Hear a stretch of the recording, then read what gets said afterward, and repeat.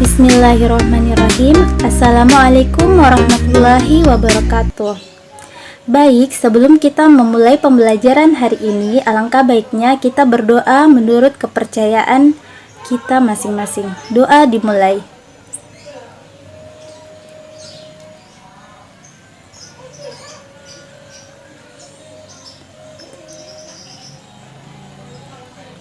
Amin. Doa selesai. Baik adik-adik, bagaimana keadaan kalian semua? Semoga kita semua dalam keadaan sehat walafiat ya. Dan jangan lupa untuk selalu membersihkan tangan dan menjaga diri kita agar selalu terlindungi dari virus yang mewabah saat ini. Baik adik-adik, jangan lupa untuk menulis absen kehadiran di grup ya, agar kakak tahu siapa yang hadir dan mengikuti pembelajaran hari ini. Bagaimanakah sikap yang seharusnya kalian tunjukkan terhadap perbedaan tersebut? Berikut ini contoh sikap menghargai keberagaman, antara lain yang pertama,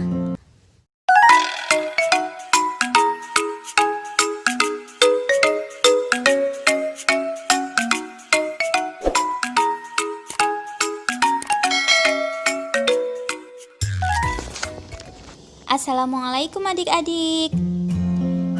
Di video kali ini kita akan belajar materi kelas 4, tema 1, indahnya kebersamaan, subtema 1, keberagaman budaya bangsaku, pembelajaran 1. Indonesia terdiri atas berbagai macam suku bangsa dan budaya, namun tetap dalam satu wadah NKRI.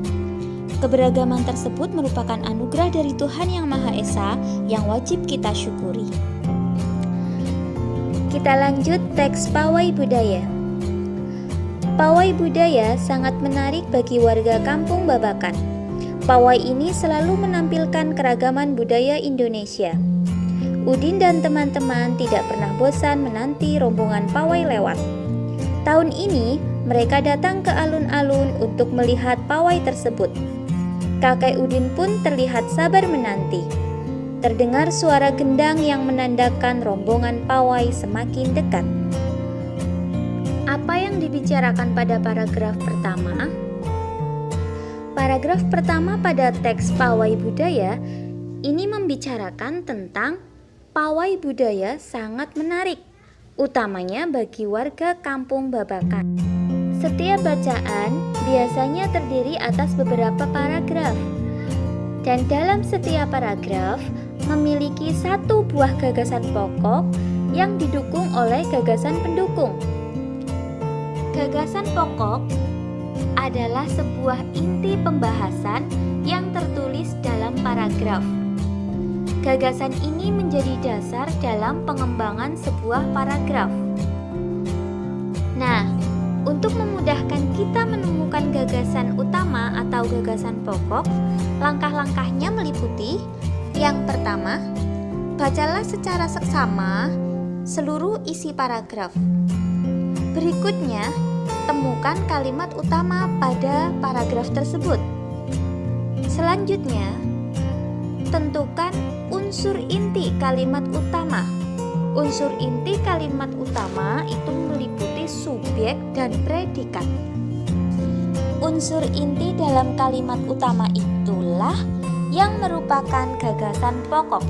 Dari teks bacaan Pawai Budaya dapat kita temukan kalimat utamanya, yaitu terletak pada awal paragraf. Pawai budaya sangat menarik bagi warga Kampung Babakan. Dari situ kita bisa menemukan unsur inti kalimat utama, yaitu yang meliputi subjek dan predikat, sehingga kita dapat tarik kesimpulan bahwa gagasan pokok dari paragraf pertama teks bacaan tersebut adalah pawai budaya sangat menarik. Untuk paragraf 2 sampai dengan 5, silakan adik-adik cari sendiri ya. Temukan gagasan pokok dan gagasan pendukungnya. Indonesia merupakan negara yang kaya akan keberagaman. Keberagaman tersebut meliputi keberagaman agama, budaya, bahasa daerah, makanan khas daerah, dan lain sebagainya. Sebagai contoh, Aji dan Cindai berasal dari Yogyakarta. Rumah adat daerah Aji dan Cindai yaitu Joglo. Makanan khasnya yaitu gudeg.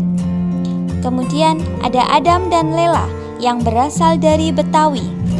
Rumah adat daerahnya yaitu rumah kebaya. Kemudian makanan khas daerahnya yaitu kerak telur. Contoh yang lain ada Anwar dan Zakiyah yang berasal dari Padang. Rumah adat daerahnya yaitu rumah gadang dan makanan khasnya yaitu rendang. Adik-adik bisa mencari tahu informasi tentang keberagaman suku bangsa dengan cara bertanya kepada teman yang lain ya. Nah, jika adik-adik dengan teman di sekolah berasal dari suku yang berbeda ataupun agama yang berbeda, bagaimanakah sikap yang seharusnya kalian tunjukkan terhadap perbedaan tersebut? Berikut ini contoh sikap menghargai keberagaman antara lain. Yang pertama, kita harus berteman dengan siapa saja tanpa pilih-pilih. Berikutnya, kita tetap menghormati orang walaupun berbeda keyakinan. Yang selanjutnya, kita senantiasa bertutur sopan dan berperilaku santun terhadap orang lain. Lalu, kita juga ikut mengapresiasi akan keanekaragaman budaya di Indonesia.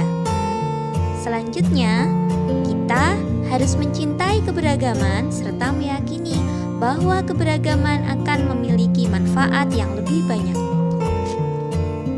Selain kaya akan budaya, tarian, dan makanan khas daerah, Indonesia juga kaya akan jenis alat musik.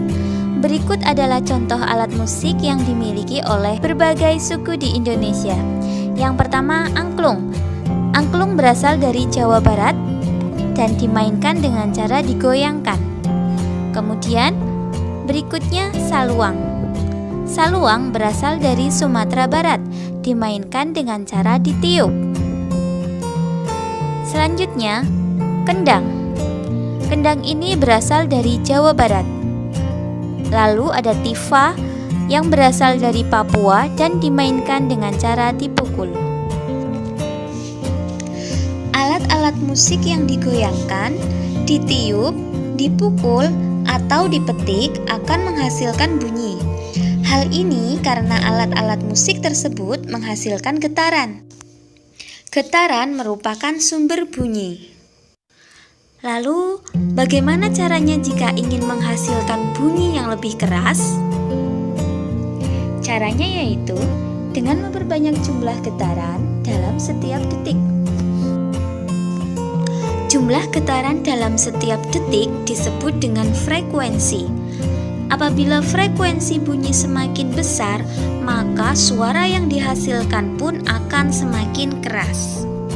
Oke, sekian video pembelajaran 1, tema 1, subtema 1, kelas 4. Dan sampai jumpa pada video pembelajaran berikutnya. Wassalamualaikum warahmatullahi wabarakatuh.